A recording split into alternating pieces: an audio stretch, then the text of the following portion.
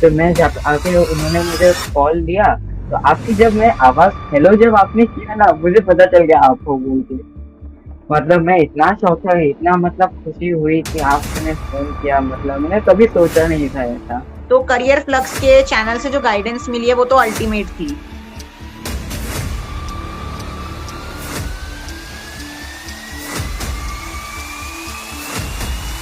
My teachers and parents of my students. Hello guys, क्या हाल चाल? उम्मीद करता हूं हम लोग काफ़ी अच्छे हो गए। आज हम लोग बात करने वाले हैं कुछ टॉपर से जिन्होंने अपने एग्जाम में 4 दिया है। किसी के 98.6% आए हैं, किसी को 98.2% आए हैं। और इस वीडियो का मोटिव है ऐसा बिल्कुल भी नहीं है कि आपको थोड़ा सा बुरा लगे या फिर आपको थोड़ा सा गिल्ट फील हो, ऐसा बिल्कुल भी नहीं है। इस वीडियो का मोटिव सिर्फ एक ही है कि आपको कुछ सीखने को मिल रहा होगा। तो अगर आप एक ऐसे बच्चे हो जो कि अगले साल अपना बोर्ड एग्जाम देने वाले हैं, या फिर आपने ऑलरेडी अपना एग्जाम दे दिया है और आप 11th में आ चुके हो, तो इन लोगों से जिन्होंने अपने एग्जाम में 4 दिया है, आपको बहुत कुछ सीखने को मिल रहा होगा कि इनकी स्ट्रेटजी क्या थी, इनका माइंडसेट क्या था, इनकी टाइम मैनेजमेंट इन्होंने कैसे किया था। तो एक कोने में बैठ जाओ अगले 10 से 15 मिनट के लिए, और जो जो पॉइंट्स आपको अच्छे लगते हैं उनको अपनी लाइफ में इंप्लीमेंट कर सकते हो। ग्रेट, बिना किसी देरी के स्टार्ट करते हैं। हाय अमित, कैसे हो? हाय भैया, ठीक है भैया, आप कैसे हैं? मैं बढ़िया हूँ। ये बताओ कि जब आपके मार्क्स आए थे इतने, तो इनिशियल रिएक्शन क्या था? मतलब कि एक्सपेक्टेड थे कि इतने मार्क्स आएंगे, या फिर ऐसा लग रहा है कि भैया थोड़ा सा ज़्यादा आ गया, फिर कम आ गए? इनिशियल रिएक्शंस क्या थे जब रिजल्ट आया था? तो इतने तो नहीं थे, लाइक 97.2 के तो एक्सपेक्टेशंस नहीं थे, बट 93 94 था। बिल्कुल एक्सपेक्टेड नहीं था। मतलब मैं लाइक एग्जाम देके मैं जानता था लाइक अच्छा हुआ है, पर मैंने नहीं सोचा था इतना आ जाए। एक्सपेक्टेशन से तो बहुत ज्यादा ही आया। इतना एक्सपेक्टेड था भैया, लेकिन थोड़े ज्यादा ही आ गए एक्सपेक्टेशन से, लेकिन सेटिस्फाइड हुए थे। Great great. तो मतलब अभी 6th 7th 8th 9th तक पढ़ाई में कैसे थे? मतलब स्कूल में ऐसा फर्स्ट सेकंड में, या फिर ठीक ठाक मार्क्स आ रहे थे? बचपन में कैसे थे पढ़ाई में? 4th में जैसे क्लास टॉपर था, उसके बाद मैंने स्किल स्विच किया था, तो ऐसे मैं 9th तक ठीक था, लेकिन 10th के हाफ ईयरली तक मैं थोड़ा मतलब बिगड़ गया था। एक्चुअली मैं बचपन से ही अच्छा था पढ़ने में, like always like in the first second rank ऐसे। भैया टॉप 3 में था मैं, 6 to 8। मैं एकदम एक नॉर्मल एवरेज सा स्टूडेंट रहा हूँ भैया अपने पूरे लाइफ। 9th में आके थोड़ा सा मैंने हुआ हूँ, और 10th मैंने अभी अब काफी अच्छा किया है। तो सिलेबस जो है पढ़ाई कब से शुरू करी थी? मतलब मार्च अप्रैल से कर दी थी, या फिर थोड़ा सा मई जून में आके शुरू करी थी प्रॉपर पढ़ाई? मतलब ऐसे ट्यूशन तो जैसे मैं करता था, ऑनलाइन जो भी वीडियो रहता था वो थोड़ा कम देखता था शुरू में। बाकी स्कूल में ध्यान देता था, लेकिन मैं अपना पढ़ाई बहुत कम करता था। हाफ ईयरली में बस 10 से कम मार्क्स देकर उसके बाद फिर मैंने स्टार्ट कर दिया। मतलब मई जून में आके पढ़ाई शुरू की थी सीरियस वाली प्रॉपर? हाँ, सीरियस तो मैं लास्ट का 3-4 महीने हुआ मैं। मेरा सिलेबस लाइक सैम्पल पेपर मैंने शुरू कर दिया था फरवरी में, 1 फरवरी। मतलब जनवरी तक जैसे पीरियोडिक्स जो हुए थे उसमें मैं पढ़ा था सीरियसली। जो पीरियोडिक में हुआ था वो मुझे आता ही था, वैसे नहीं पढ़ता था मैं कभी डेली। सिर्फ पीरियोडिक्स में पढ़ा था साल में, और एंड में पढ़ा था, तो वो एंड में तो पूरा सीरियस होके जनवरी के खत्म तक पूरा खत्म कर दिया था। पड़ेगा तो मैंने जुलाई से स्टार्ट किया था, लेकिन जुलाई से फुल फोकस के साथ स्टार्ट किया था, स्ट्रैटेजी के साथ कि मेरे को नवंबर तक तो अपना सिलेबस कोर्स पूरा करना है। उसके बाद पूरा टाइम 2 महीने एटलीस्ट रिवीजन के लिए चाहिए। अराउंड मई और जून से स्टार्ट कर दिया था भैया, लेकिन अगर सीरियस स्टडी बोलो तो दिसंबर नवंबर से स्टार्ट हुआ। तो सिलेबस जो है अपना वो कब तक कंप्लीट हो गया था प्रॉपर सभी सब्जेक्ट्स का मिला के? प्री बोर्ड 1 में तो नहीं, प्री बोर्ड 2 में मेरा कंप्लीट हो गया था नवंबर के आसपास, नवंबर दिसंबर के आसपास सिलेबस। भैया मैंने जुलाई में स्टार्ट किया था सिलेबस अपना। स्कूल में तो चल ही रहा था, खुद से मैंने जुलाई में स्टार्ट किया था और मेरा नवंबर तक हो गया था। तो जैसे एक बार सिलेबस खत्म हो गया था मैथ साइंस एसएसटी इंग्लिश का, तो उसके बाद हमारी रिवीजन स्ट्रेटजी क्या हुआ करती थी? कि मतलब किस तरह से अप्रोच करते थे रिवीजन को अपने? जैसे ये तो मैं जैसे टेस्ट होते थे, प्री बोर्ड्स वगैरह होते रहते थे, तो उसमें रिवीजन भी मेरा होते जाता था। जैसे प्री बोर्ड 1 में तो हो गया जितना था, प्री बोर्ड 2 में वापस से रिवाइज हो गया। उसके बाद प्री बोर्ड 2 के बाद मैं बेसिकली सैंपल पेपर्स लगा रहा था। मैं उसके एनसीईआरटी के क्वेश्चंस को रिवाइज करना ज्यादा प्रेफर करता हूँ भैया, instead of just going through it. आप कुछ क्वेश्चंस लगा दो, उससे आपकी बेस्ट रिवीजन होती है।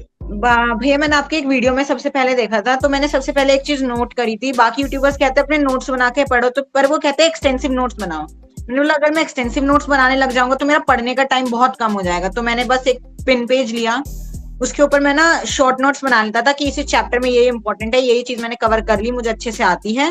और कुछ अगर काम की बात होती थी तो वो मैं उसे हाईलाइट करके लिख लेता था कि ये इंपॉर्टेंट चीज है।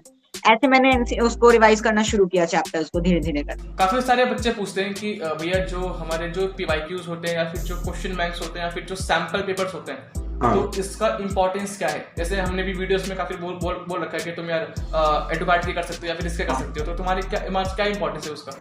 मैं मानता हूँ कि हाँ बहुत इम्पोर्टेंट है एक्चुअली।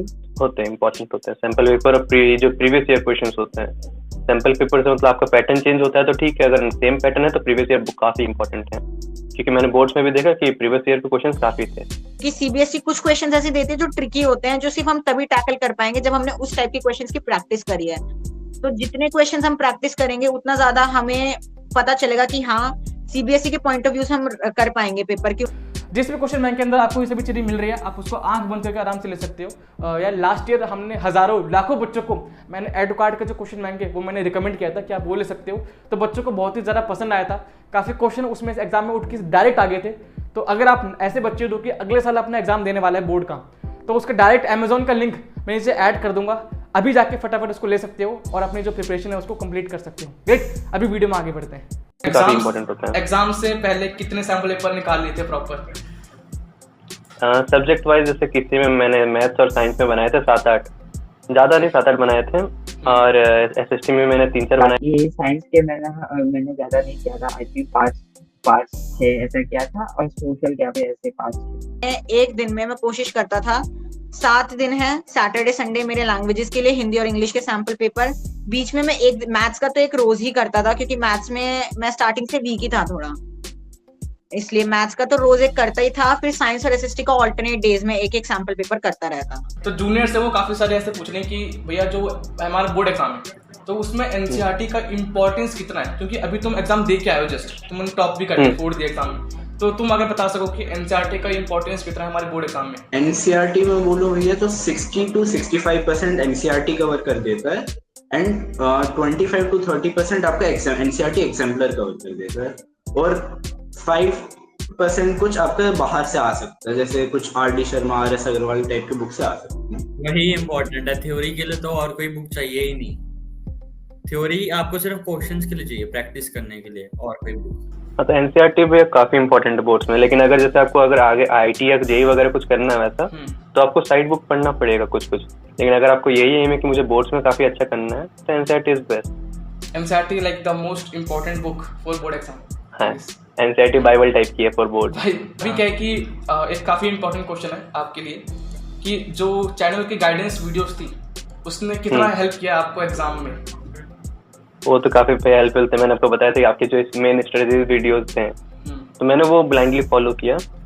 मैंने आपके वीडियोस और आपके वीडियो से मैं इतना देखता था, लाइक मतलब गाइडेंस का वीडियो हो या मोटिवेशन का वीडियो, मैं बहुत देखता था। आपकी गाइडेंस जो थी ना, जब एक्सट्रीम पॉइंट्स आते थे कि बस अब सुबह से कर रहे हैं लेकिन अभी लग रहा है कि हमने कुछ नहीं किया, थक गए हैं, तब वो मोटिवेशन काम आता था कि एक वीडियो देख लेते हैं, कुछ मोटिवेट करने के लिए हमें मिलता था। पेरेंट्स भी मोटिवेट करते थे, पर एक एक्सटर्नल मोटिवेशन वो अलग ही होती है। घर वाले तो हमेशा ही मोटिवेट करते हैं, कोई एक्सटर्नल कोई पर्सन आके मोटिवेट करता है, उसका एक लेवल अलग ही होता है, वो हमारी लाइफ पर अलग ही इफेक्ट डालता है। तो करियर फ्लक्स के चैनल से जो गाइडेंस मिली है वो तो अल्टीमेट थी। उसने काफी हेल्प किया है भैया, आखिरी के कुछ महीनों में मोटिवेशन पूरा उसी से मिला था, और काफी आपकी स्ट्रैटेजीज भी, जनवरी वाली काफी स्ट्रैटेजी आपको बहुत काम आई थी। तो अभी जैसे कि काफी बच्चे होते हैं कि उनको एक बहुत बड़ा डाउट होता है कि भैया हमारी स्कूल है, हमारी ट्यूशन या फिर कोचिंग है जहाँ भी उन्होंने लिया हो, और साथ में हमारी सेल्फ स्टडी, तो उसको तीनों को मैनेज कैसे करें? उसमें अगर तुम थोड़ा बहुत पॉइंट्स बता सको शॉर्ट में। तो शुरू में तो जैसे मैं स्कूल जाता था, लेकिन जब लास्ट में ना 3-4 महीने तो सीरियस हो गया, तो मैंने स्कूल रेगुलर छोड़ दिया। मैंने वीक में 2 या 3 दिन, मेरे टीचर भी सपोर्टिव थे, तो लास्ट में 2-3 दिन मैं स्कूल जाता था वीकली, और ट्यूशन में एक ही ट्यूशन करता था ऑफलाइन, बाकी यूट्यूब से ही करता था, आप लोग के चैनल से। सेल्फ स्टडी सबसे इम्पोर्टेंट भी है। रात को जैसे मैं 12 बजे का कुछ मैंने यूट्यूब वगैरह नहीं देखता था, उसके बाद मैं अपना सेल्फ स्टडी ही करता था। तो मतलब सेल्फ स्टडी को प्रायोरिटी में रखा, उसके बाद बाकी एकदम। हाँ, सेल्फ स्टडी सबसे इम्पोर्टेंट है, बाकी आपको गाइडेंस हर जगह से मिल जाएगा, सेल्फ स्टडी इम्पोर्टेंट है।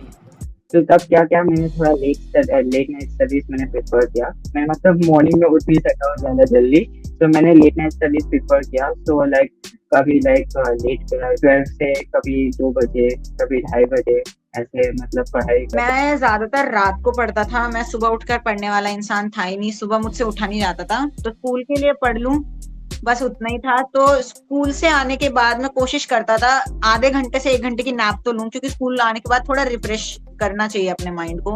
पढ़ते रहते हैं, फिर आकर अगर हमने डायरेक्टली स्टडी करना शुरू कर दिया, दिमाग में कुछ जाता नहीं है, वो बाउंसर जाता है दिमाग में। 1 घंटा सोने के बाद मेरी कोचिंग होती थी, 1 घंटा ही होती थी दिन में, उसके बाद मैं कोशिश करता था रात को पढ़ लूं।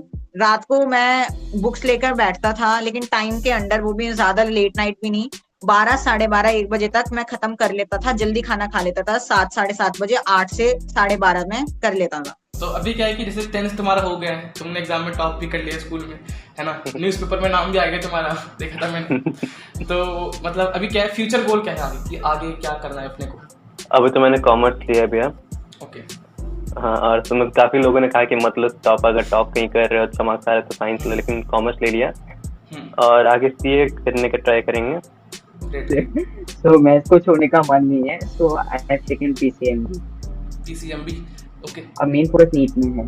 ग्रेट। स्ट्रीम ले लियो या नॉन मेड लिया, आईआईटी का एम है। मैं पीसीएम ले रहा हूँ भैया, मेरा फ्यूचर गोल आईआईटी है, मैं उसी का भी तैयारी में लगा हुआ हूँ। भैया मैंने मेडिकल साइंस स्ट्रीम लिया है विद साइकोलॉजी। मैंने सोचा है कि मैं नीट के लिए अटेम्प्ट करूंगा, एंड अगर वो क्लियर हो जाता है तो एमबीबीएस एमडी, अगर वो नहीं भी क्लियर होता है नेक्स्ट अटेम्प्ट के लिए भी कोशिश करूंगा, लेकिन फिर मैं साइकोलॉजी की फील्ड को ज्यादा एक्सप्लोर करना चाहूंगा। अभी क्या है कि लास्ट में कोई एक ऐसा मैसेज स्टूडेंट्स के लिए, जो आपके जूनियर्स जो इस वीडियो को देख रहे होंगे, आपकी जो आपके साथ के भी हैं, कोई एक ऐसा मैसेज जो कि आप देना चाहो कि क्या क्या उनको करना चाहिए, किन बातों को ध्यान करना चाहिए, कोई एक लास्ट मैसेज अपने स्टूडेंट्स को? तो बस यही कहेंगे जूनियर्स को कि बोर्ड्स तो काफी इजी है, एंजॉय भी करो, लेकिन वही कि लास्ट के 4-5 महीने एकदम सीरियस हो जाओ, सब जगह से डिस्कनेक्ट हो जाओ। मतलब आप बस किसी भी, अगर भैया कोई फॉलो कर रहा है आपके वीडियो को, जो भी देख रहा है, तो भैया तो आप तो सब कुछ देते हैं, सब कुछ प्रोवाइड करते हैं, नोट्स वगैरह, स्टडी, तो आपको बस ब्लाइंडली फॉलो करो। बाकी बोर्ड्स के लिए तो कुछ इंपॉर्टेंट नहीं, आराम से बस एनसीईआरटी और आपके नोट्स। 10th का इतनी टेंशन लेने की जरूरत नहीं है। 10th is the best phase of the life, क्योंकि ये फेज कभी आएगा नहीं वापस, और आपको एकदम ओवर स्ट्रेस आउट नहीं रहना है। चिल करके पढ़ो, और आखिरी के कुछ महीनों में कमर की कुर्सी बांध लो, पढ़ना दबा के चालू कर दो, वरना चिल है पूरे दिन। कैसे तुम्हें यूं छाने लगे, अफसाने लिखते और